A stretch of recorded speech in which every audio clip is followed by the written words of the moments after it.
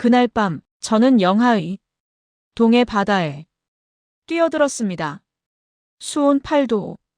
30분이면 의식을 잃고 1시간이면 죽는 바다였습니다.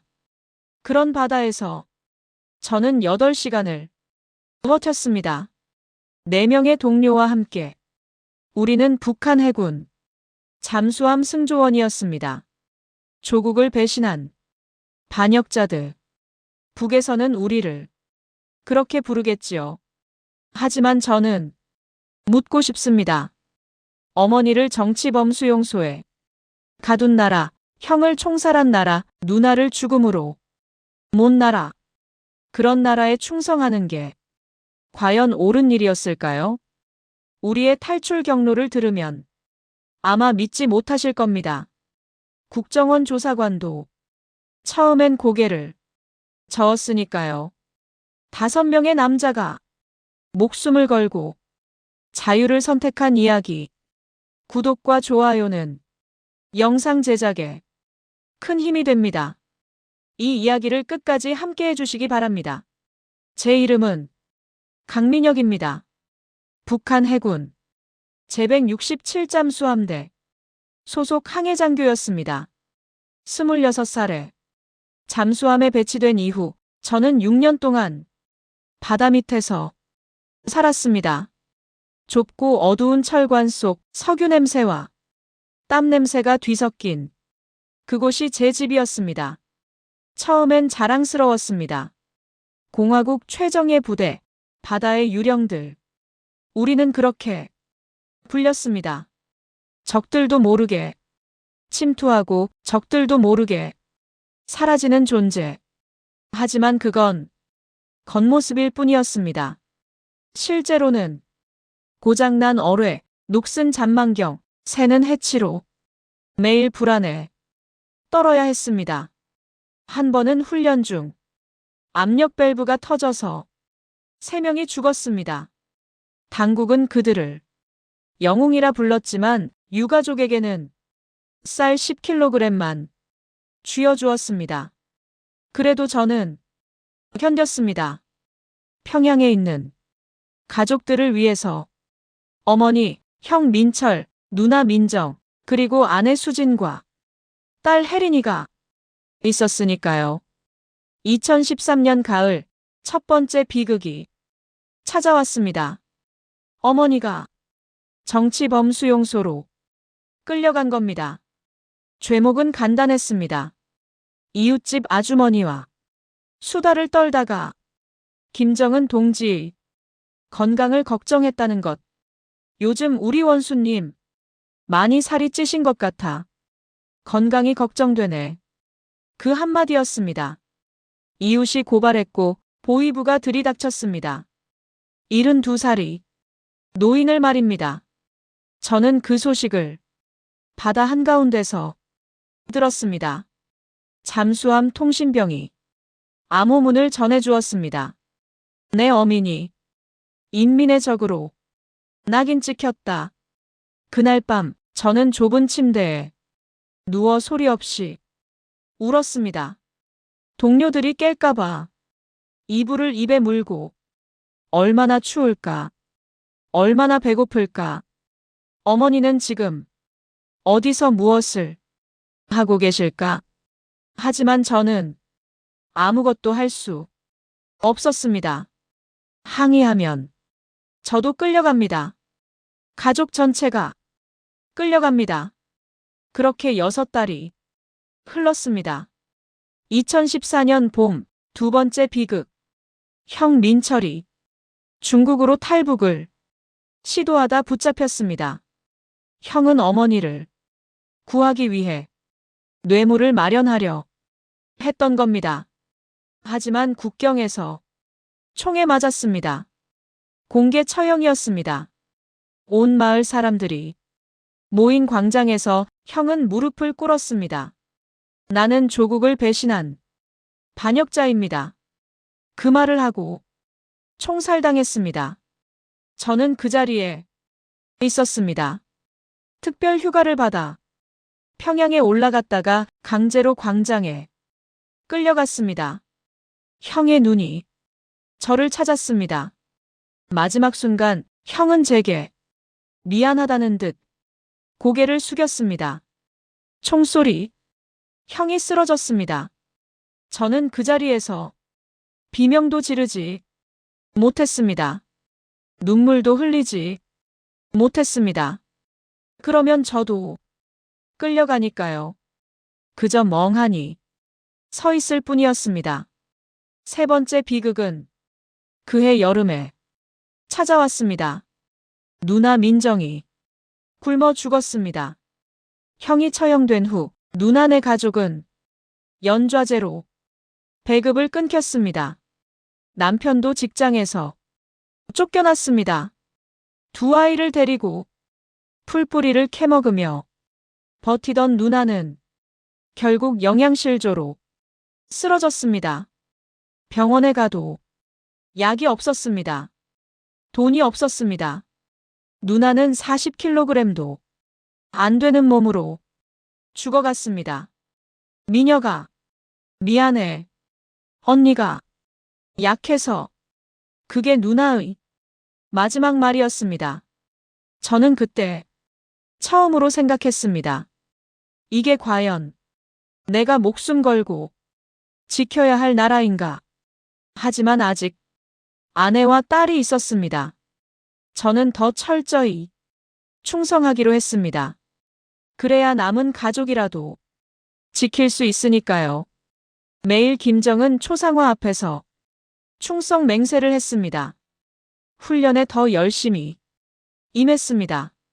당 학습 시간에는 가장 먼저 손을 들고 발언했습니다. 하지만 운명은 저를 놔주지 않았습니다. 2015년 1월 네 번째 타격. 아내 수진과 딸 혜린이가 영양실조로 쓰러진 겁니다. 배급이 또 끊겼습니다.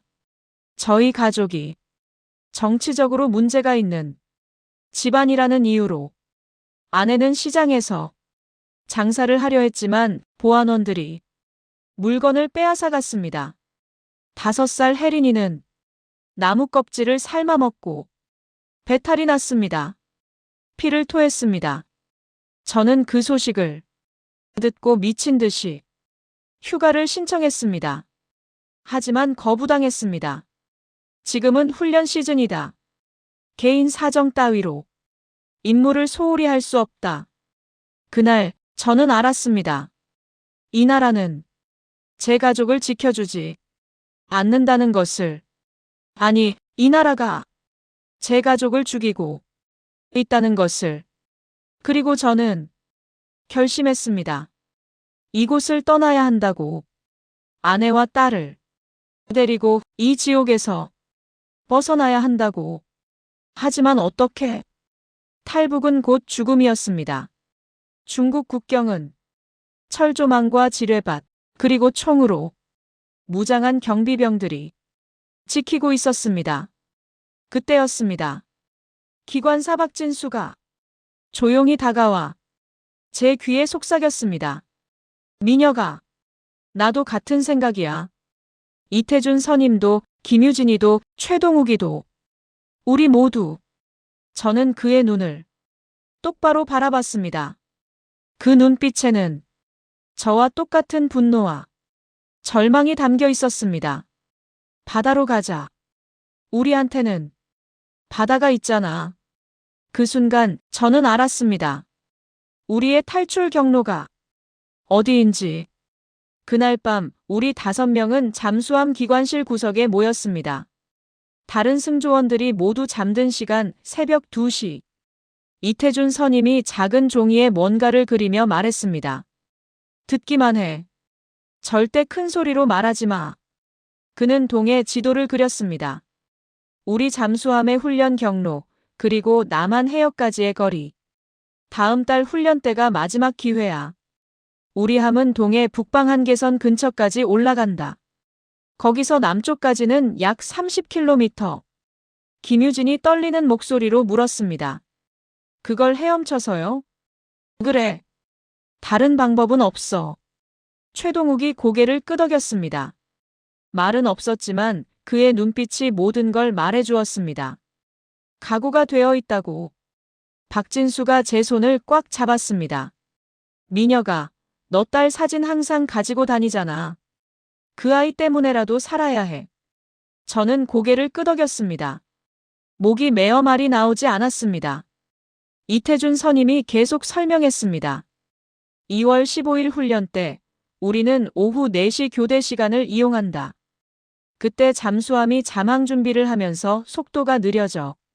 그 틈을 타서 어뢰실 해치로 빠져나간다. 발각되면요? 발각되기 전에 최소 30분은 벌어야 해. 그 시간이면 우리는 이미 물속 깊이 들어가 있을 거야. 어둠이 우리를 가려줄 거고. 하지만 문제가 있었습니다. 수온이요. 제가 말했습니다. 2월 동의 수온은 영하에서 5도 사이입니다. 30분이면 저체온증으로 의식을 잃어요. 이태준이 씁쓸하게 웃었습니다. 알아. 그래서 우리는 1시간 안에 도착해야 해. 아니면 죽는 거지. 침묵이 흘렀습니다. 1시간. 30km를 1시간 안에. 그것도 영하의 바다에서. 가능할까요? 박진수가 먼저 입을 열었습니다. 나는 안다. 어차피 여기 있어도 죽을 것 같아. 내 동생이 작년에 굶어 죽었어. 14살이었어. 김유진이 눈물을 닦으며 말했습니다. 저도요. 아버지가 탄광사고로 돌아가셨는데 국가에서는 산재도 인정 안 해줬어요. 어머니는 지금 거지처럼 살고 계세요. 최동욱이 처음으로 입을 열었습니다. 내 아내가 중국에 팔려갔어. 브로커한테. 돈 때문에. 나는 그걸 막지도 못했어. 그의 목소리는 갈라져 있었습니다. 우리는 모두 같은 고통을 겪고 있었습니다. 이 나라가 우리에게서 모든 걸 빼앗아갔습니다. 좋아. 이태준이 말했습니다. 그럼 준비를 시작하자. 우리한테 남은 시간은 1달. 그날부터 우리의 비밀 훈련이 시작되었습니다. 매일 새벽 다른 승조원들이 자는 동안 우리는 좁은 기관실에서 수영 동작을 연습했습니다. 바닥에 엎드려 팔과 다리를 움직이며 실제 헤엄치는 것처럼. 박진수가 비닐봉지에 공기를 넣어 간이 부표를 만들었습니다. 이걸 옷 속에 넣으면 부력이 생겨서 조금이라도 도움이 될 거야. 김유진은 잠수함 의무실에서 비타민제와 진통제를 몰래 빼돌렸습니다. 체온이 떨어지면 근육에 쥐가 나요. 이걸 미리 먹으면 조금이나마 버틸 수 있어요. 최동욱은 방수 주머니를 만들었습니다. 고무장갑을 여러 겹 겹쳐서 그 안에 신분증과 가족 사진을 넣을 수 있게. 저는 매일 밤 남한 해안의 좌표를 외웠습니다. 별자리를 보고 방향을 찾는 법, 조류의 흐름을 읽는 법. 우리는 서로에게 암호를 만들었습니다. 동해 별. 이 말을 하면 모이자는 뜻. 파도가 높다. 위험하니 조심하자는 뜻. 밤이 춥다. 계획을 실행한다는 뜻. 하지만 날이 갈수록 불안은 커져갔습니다. 어느 날 저녁 정치장교가 갑자기 우리를 불렀습니다. 최근 함 내에서 이상한 움직임이 포착됐다. 누군가 물자를 빼돌리고 있어. 심장이 멎는 줄 알았습니다. 혹시 너희 중에 아는 사람 있나? 우리는 고개를 저었습니다. 최대한 태연하게. 정치장교는 한참을 우리를 노려보다가 돌아갔습니다. 그날 밤 이태준이 말했습니다. 우리 중에 밀고자가 있을 수 있어. 조심해야 해. 서로를 의심해야 하는 상황. 하지만 우리에겐 선택권이 없었습니다. 2월 10일 훈련 닷새 전. 저는 특별 휴가를 받아 평양에 올라갔습니다. 마지막으로 아내와 딸을 보기 위해. 집에 도착했을 때 아내는 너무 말라 있었습니다. 딸 혜린이는 제 얼굴도 몰라봤습니다. 아빠야, 혜린아. 혜린이는 낯선 사람을 보듯 저를 바라봤습니다. 그리고 울었습니다. 아내가 아이를 달랬습니다. 미안해요. 당신이 너무 오랫동안 집을 비워서. 그날 밤 저는 아내에게 모든 걸 말했습니다. 나 탈북할 거야. 그리고 꼭 돌아와서 당신들을 데려갈게. 아내는 울지 않았습니다. 그저 제 손을 꽉 잡고 말했습니다. 살아서 와요. 꼭. 저는 딸의 사진을 방수 주머니에 넣었습니다. 그리고 아내의 머리카락 한 올을 잘라 함께 넣었습니다. 기다려줘. 내가 반드시 돌아올게. 2월 15일. 드디어 그날이 왔습니다. 아침 6시 잠수함이 출항했습니다. 하늘은 맑았고 바다는 잔잔했습니다. 우리 5명은 서로 눈빛만 교환했습니다. 오늘이 바로 그날. 오후 3시 잠수함은 북방 한계선 근처 해역에 도착했습니다. 갑판 위로 올라가 보니 남쪽 하늘이 보였습니다. 저 너머에 자유가 있습니다. 오후 4시 교대 시간. 이태준이 조용히 신호를 보냈습니다. 밤이 춥다. 시작입니다. 우리는 하나씩 어뢰실로 이동했습니다. 최대한 자연스럽게 의심받지 않게. 어뢰실 해치 앞에 5명이 모였습니다. 이태준이 해치를 열었습니다. 차가운 바닷바람이 얼굴을 때렸습니다. 뛰어! 우리는 주저없이 바다로 뛰어들었습니다. 첫 번째 이태준, 두 번째 박진수, 세 번째 최동욱, 네 번째 김유진, 그리고 마지막 저. 공중에 떠 있는 찰나 저는 생각했습니다. 이게 끝일 수도 있다. 하지만 후회는 없다. 물에 빠지는 순간 숨이 멎었습니다. 너무 차가웠습니다. 하지만 저는 헤엄쳤습니다. 남쪽을 향해. 자유를 향해. 우리 5명 나란히. 물속에 들어간 순간 온몸의 세포가 얼어붙는 것 같았습니다. 수온 8도. 칼날 같은 추위가 피부를 찢었습니다. 하지만 멈출 수 없었습니다. 우리는 미친 듯이 팔을 저었습니다. 뒤에서 사이렌 소리가 들렸습니다. 잠수함 승조원들이 우리의 탈출을 눈치챈 겁니다. 더 빨리! 이태준이 소리쳤습니다. 우리는 물살을 가르며 앞으로 나아갔습니다. 심장이 터질 듯 뛰었습니다. 10분이 지났을까? 손가락 감각이 사라지기 시작했습니다. 발도 점점 무거워졌습니다. 괜찮아? 박진수가 옆에서 물었습니다. 괜찮아. 저는 거짓말을 했습니다. 괜찮을 리가 없었습니다. 20분이 지나자 온몸이 떨렸습니다. 체온이 급격히 떨어지고 있었습니다. 김유진이 뒤처지기 시작했습니다.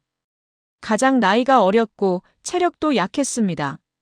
유진아, 힘내. 최동욱이 뒤로 돌아가 그를 끌어당겼습니다. 하지만 파도가 점점 높아졌습니다. 바람도 세졌습니다. 하늘이 어두워지기 시작했습니다. 날씨가 변하고 있었습니다. 제기랄. 이태준이 중얼거렸습니다. 파도가 너무 높아. 방향을 잃으면 끝이야. 우리는 별을 보며 방향을 가늠했습니다. 남쪽.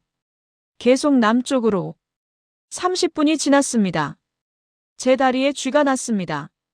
고통이 전신을 휘감았습니다. 으악! 저는 비명을 지르며 멈췄습니다. 물속으로 가라앉기 시작했습니다. 미녀가! 박진수가 저를 잡아당겼습니다. 정신 차려. 딸 생각해. 딸. 혜린이. 저는 이를 악물고 다시 헤엄쳤습니다.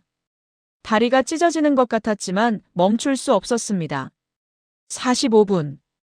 김유진이 완전히 지쳐버렸습니다. 형들. 저는 못 가겠어요. 닥쳐. 최동욱이 소리쳤습니다. 포기하지 마. 우리 다 같이 가는 거야. 그는 김유진의 팔을 자기 어깨에 걸치고 헤엄쳤습니다. 한 손으로. 얼마나 힘들었을까. 하지만 그는 포기하지 않았습니다. 1시간. 우리는 기적적으로 1시간을 버텼습니다. 하지만 아직 멀었습니다. 거리 감각이 사라졌습니다. 얼마나 왔는지, 얼마나 남았는지 알 수 없었습니다. 그때였습니다. 뒤에서 엔진 소리가 들려왔습니다. 경비정. 북한 경비정이 우리를 쫓아온 겁니다. 저기. 이태준이 뒤를 가리켰습니다. 서치라이트가 바다를 훑고 있었습니다. 물속으로. 우리는 숨을 크게 들이마시고 잠수했습니다. 어둠 속 차가운 물. 폐가 터질 것 같았습니다. 서치라이트가 우리 머리 위를 지나갔습니다. 30초, 40초. 더 이상 못 참겠습니다. 우리는 수면 위로 올라왔습니다. 헐떡이며 공기를 들이마셨습니다. 경비정은 다행히 북쪽으로 가고 있었습니다. 우리를 놓친 겁니다. 계속 가자. 이태준이 말했습니다. 1시간 30분. 박진수가 말을 더듬기 시작했습니다. 민혁아. 나. 너무 추워. 저체온증 증상이었습니다. 진수야, 정신 차려. 하지만 그의 눈빛이 흐려졌습니다. 의식이 멀어지고 있었습니다. 안 돼. 저는 그를 흔들었습니다. 포기하지 마. 거의 다 왔어. 거짓말이었습니다. 아직도 멀었습니다. 하지만 그 순간 멀리 불빛이 보였습니다. 작은 점 같은 불빛. 하지만 분명히 보였습니다. 저기. 제가 소리쳤습니다. 불빛이야. 나만이야. 모두가 그쪽을 바라봤습니다. 희망. 우리는 다시 힘을 냈습니다. 2시간. 김유진이 완전히 의식을 잃었습니다. 최동욱이 그를 부표처럼 끌고 갔습니다. 2시간 30분. 박진수도 정신을 잃었습니다. 이태준과 제가 그를 양쪽에서 끌었습니다. 우리는 이미 한계를 넘어섰습니다. 체온은 30도 이하로 떨어졌을 겁니다. 손발 감각은 완전히 사라졌습니다. 하지만 불빛은 점점 가까워졌습니다. 3시간. 저도 한계였습니다. 눈앞이 흐릿했습니다. 환청이 들렸습니다. 엄마 목소리, 형의 목소리, 누나의 목소리. 민혁아, 이리 와. 편히 쉬렴. 아니야. 저는 고개를 저었습니다. 아직 안 돼. 딸. 혜린이. 아내. 수진이. 저는 방수 주머니를 꺼냈습니다. 떨리는 손으로 사진을 봤습니다. 혜린이의 웃는 얼굴. 아빠가 간다. 조금만 기다려. 저는 마지막 힘을 짜냈습니다. 3시간 40분. 최동욱이 외쳤습니다.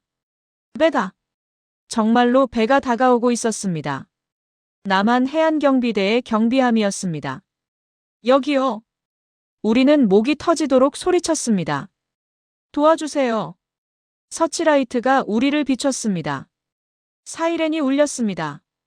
탈북자 발견. 즉시 구조. 밧줄이 내려왔습니다.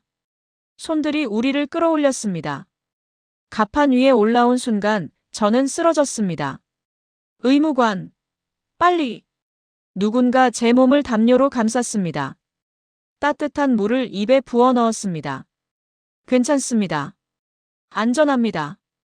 여기는 대한민국입니다. 대한민국. 그 말을 듣는 순간 눈물이 쏟아졌습니다. 우리는 해냈습니다. 5명 모두. 4시간 가까이. 우리는 영하의 바다에서 4시간 가까이를 버텼습니다. 의학적으로 불가능한 일이었습니다. 하지만 우리는 해냈습니다. 살고 싶다는 의지, 자유를 향한 갈망, 가족을 향한 사랑. 그것이 우리를 살렸습니다. 병원으로 이송되는 헬기 안에서 저는 창밖을 봤습니다. 나만의 불빛들이 반짝이고 있었습니다. 자유의 땅. 저는 가슴속 방수 주머니를 꺼냈습니다. 젖지 않고 보관된 딸의 사진. 혜린아, 아빠가 돌아갈게. 꼭. 그날 밤 국정원 조사관이 우리를 찾아왔습니다. 당신들이 어떻게 그 바다에서 살아남았는지 믿기지 않습니다. 저는 대답했습니다. 저희에게는 돌아가야 할 이유가 있었습니다. 조사관은 고개를 끄덕였습니다. 당신들은 영웅입니다. 아니요. 우리는 영웅이 아닙니다. 그저 살고 싶었던 사람들일 뿐입니다. 자유롭게 살고 싶었던, 사랑하는 사람을 지키고 싶었던, 그저 평범한 사람들일 뿐입니다. 그로부터 5년이 지났습니다. 우리 5명은 모두 남한에서 새로운 삶을 시작했습니다. 이태준 형은 탈북민 상담센터에서 일하고 있습니다. 같은 고통을 겪은 사람들을 돕고 있습니다. 박진수는 용접 기술을 배워 공장에서 일합니다. 이제는 가정도 꾸렸습니다. 최동욱이는 중국에 팔려갔던 아내를 찾아냈습니다. 브로커들과 싸워가며 지금은 함께 살고 있습니다. 김유진은 대학에 들어갔습니다. 정치 외교학을 전공하며 통일을 공부하고 있습니다. 그리고 강민혁. 저는 매일 아침 남쪽 하늘을 봅니다. 북녘 땅에 남은 아내와 딸을 생각하며 아직 데려오지 못했습니다. 북한 당국이 저를 반역자로 낙인 찍으면서 제 가족은 더 큰 감시를 받게 되었습니다. 하지만 저는 포기하지 않습니다. 언젠가 반드시 다시 만날 겁니다. 그날을 위해 저는 오늘도 일합니다. 탈북민 지원단체에서 브로커들과 연락하며 탈출 경로를 만들고 있습니다. 자유는 공짜가 아닙니다. 누군가는 목숨을 걸어야 얻을 수 있는 것입니다. 여러분이 지금 누리고 있는 이 자유. 마음껏 말하고 마음껏 움직이고 마음껏 꿈꿀 수 있는 이 자유. 그것이 얼마나 귀한 것인지 기억해 주세요. 우리 같은 사람들이 목숨을 걸고 찾아온 자유입니다. 저는 오늘도 기도합니다. 북녘에 있는 2,500만 명의 동포들이 언젠가 모두 이 자유를 누릴 수 있기를. 그리고 저희 가족이 다시 만날 수 있기를. 여러분의 댓글과 응원이 큰 힘이 됩니다. 구독과 좋아요 부탁드립니다. 감사합니다.